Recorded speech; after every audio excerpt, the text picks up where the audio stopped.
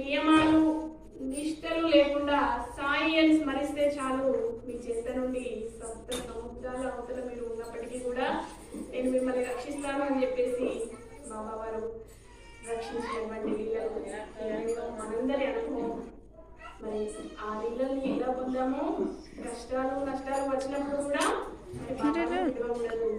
మరి ఆ విషయంగా కూడా బాబా ప్రేమ స్వరూపం ఎంతది అనేది మనం ఒక మాటలో బాబా చెప్పిన ఆ వాక్యం వింటే కనుక ప్రతి ఒక్కరికి కూడా బాబా ఇష్టపడే మనందరికీ కూడా ఒక సందర్భంగా మీరు నన్ను సాయి అనే రెండు చేతుల్లో పెట్టి లేదంటే మనసులో స్మరించుకొని బాబా అంటే నేను మీ వెంటే ఉంటాను, మీలోనే ఉంటాను, మీ వెనకే ఉంటాను, మీ ముందు ఉంటాను, మీ చుట్టుపక్కల నేను ఉంటాను, మీ ప్రాణంగా నేను ఉంటాను అన్నారు బాబా.